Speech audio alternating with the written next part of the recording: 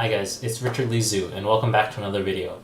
In this video, I'm going to talk about my opinions as a software engineer on whether or not it's worth it to go to grad school for computer science. This is a topic that's pretty close to my heart as it's a question that I've debated a lot with my parents. To celebrate hitting 100 subscribers, I've made a new intro for my channel, and here it is.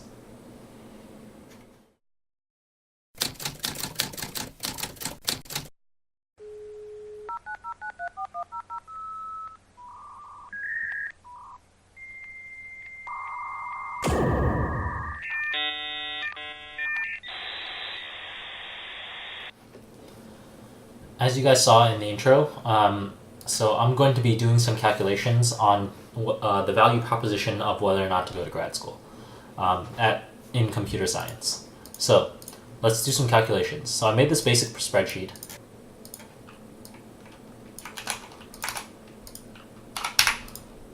So how you're going to read this is, so when you're 17, you're not in college yet. So everyone, they spend $0, right?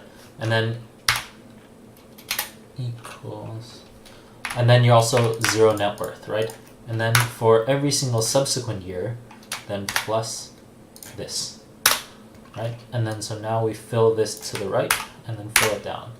So basically what this is saying is every year it's your previous year's net worth plus the costs or income of the previous year, right? So this is high school. This is the last year of high school. And then this is first year of college, right? So this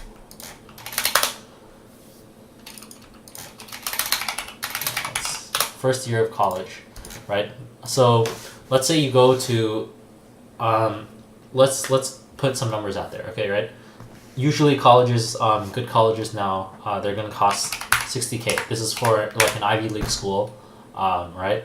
Or like the school I went to, Carnegie Mellon University, around $60,000 you're gonna have to pay out of pocket. So actually going to format this all as currency. Right, so you're gonna pay $60,000 for 4 years, let's say.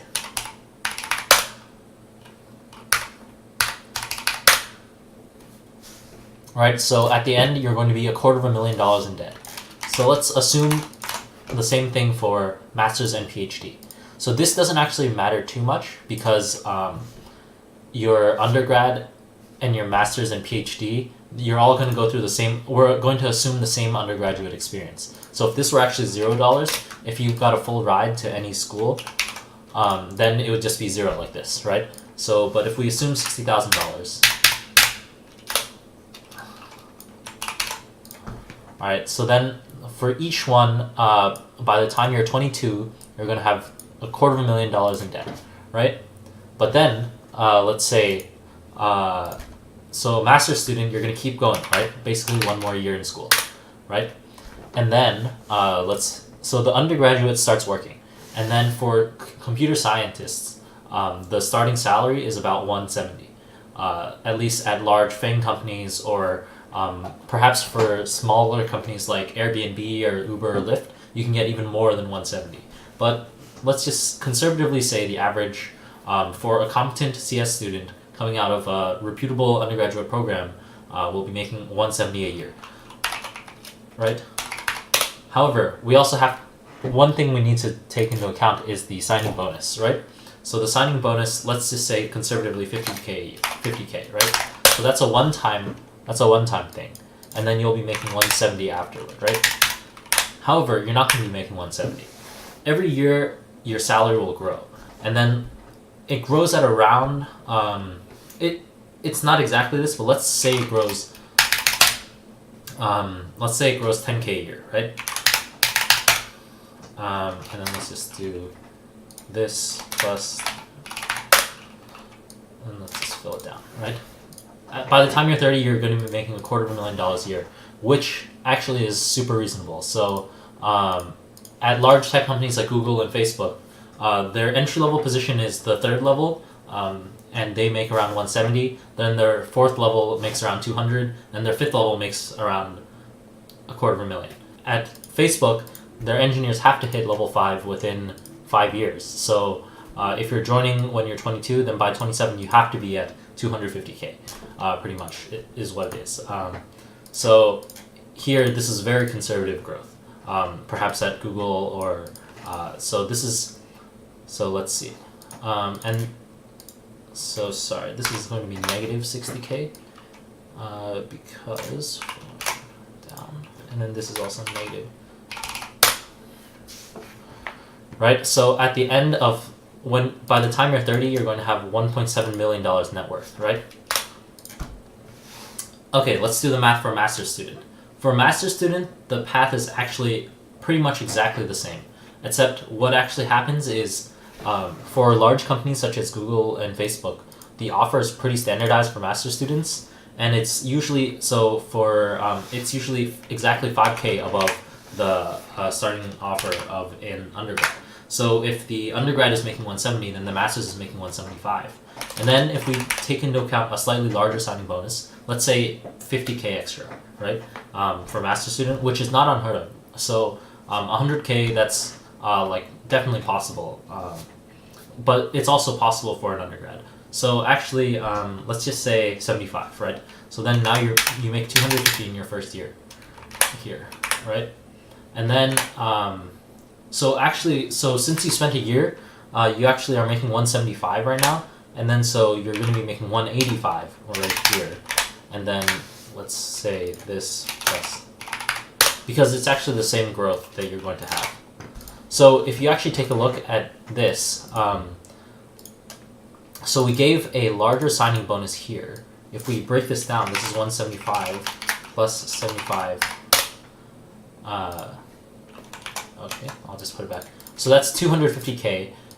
This is with a 75K signing bonus, and this is with 220K in the first year, right? And then PhDs. So let's just say, so generally PhDs are paid for by the school, and you generally do your PhD for free. However, PhDs in computer science generally take at least 4 years, usually around 5 years. So let's say you're not making any money for 5 years, right?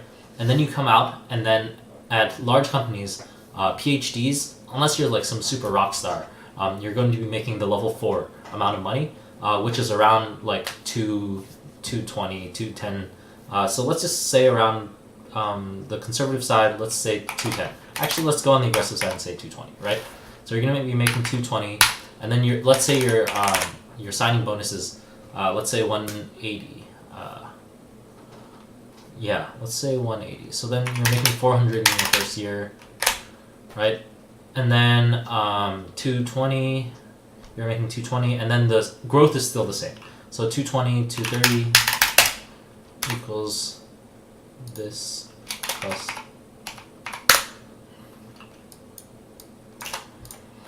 So if you actually see, the amount of money that you're making is actually the same as you would if you were an undergrad.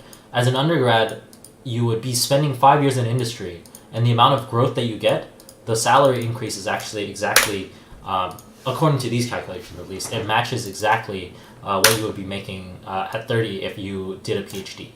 So, and then a master's is pretty much the same as well. So the PhD is actually worth the least here, and then the master's, and the PhD is only worth the least because he has not had that much time in order to accrue his wealth, right? By the age of 30, if you just did an undergrad, then you would be worth 1.7 mil. And if you did a master's, then you would be worth around 1.5 million because of the 60K that you had to shell out of pocket versus the 170K you could have been making. So the delta there is actually 230K because you're paying 60K out of pocket, which is after tax, by the way. So that's really like 100K pre-tax, but so that's a $250,000 differential that you're getting from spending 1 extra year in school. And so I feel like as a software engineer, as a computer science student, that's not worth it. If you did your undergrad in computer science and you have the skills, then you should just go straight into industry. However, there are a couple of caveats to this, right? One case that happens all the time is if you did your undergraduate abroad in China or India, say. There are a lot of like Chinese and Indian master's students who come over and want to get an acclaimed American university on their resume. Like a lot of people go to Carnegie Mellon, Stanford, MIT, Berkeley. These are the four best CS schools. So they want to put one of these schools on their resume. So they go and they come over here and they do a master's at the school. And for them, it's definitely worth it, because without this master's at the school, it's going to be very hard for them to land a high-paying job or perhaps even a job in general. So for those guys, it's definitely worth it. Another case is if perhaps you come from, you know, a lesser known university or like community college, and you do want to get this 1 year, you want to get this good school on your resume. So then you would go do a master's in computer science. And that being said, also if you study something else in undergrad, say you studied liberal arts in undergrad, and then decide you want to do computer science, then you do a master's, and effectively you gain all the skills that you would have gained in undergrad in 4 years in 1 year with a master's. For PhD, you would only do a PhD if you were truly passionate about what you were working on, and if you truly want to do research in the industry. I've found in my time in industry that you don't really need a PhD to achieve anything, except PhD, it really teaches you how to think, right? And you can leverage that experience to get ahead in the workforce. So if we say you're growing at 20K a year, then these numbers will start looking more different, right? And then we can actually, so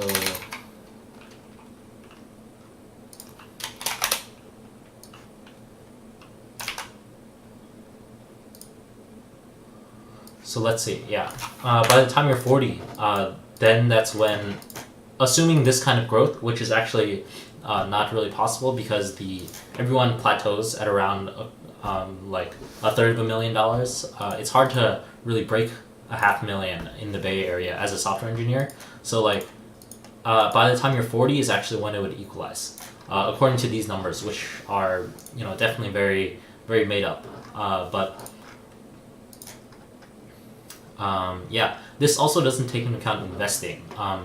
As an investor, you want to invest early so that your compound interest can work for you, and then the undergrad would have even more of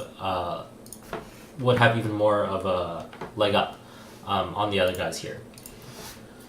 So, in conclusion, I feel like if you did your undergrad in computer science from a reputable American university, you know, I don't think you should do, and you want to go into industry, I don't think you should do a master's or a PhD. If you want to do research and go into academia, that's when you would do a PhD.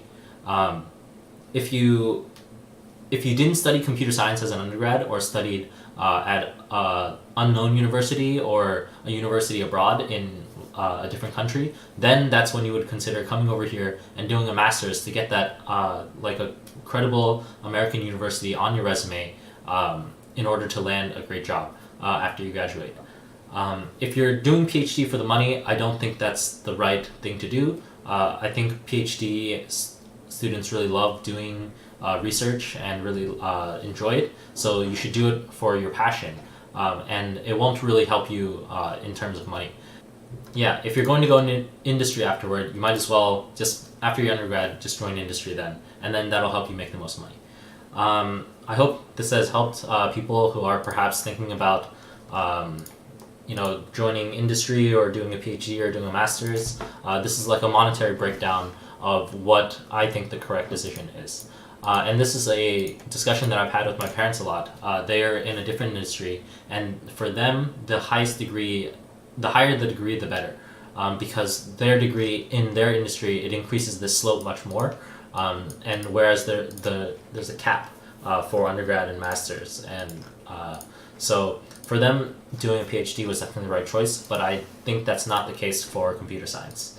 And that's a software engineer's take on whether or not you should do grad school in computer science. Thanks for watching. Stay tuned for more videos. Please like and subscribe. Leave any suggestions for future videos in the comments below, and I'll see you in the next video.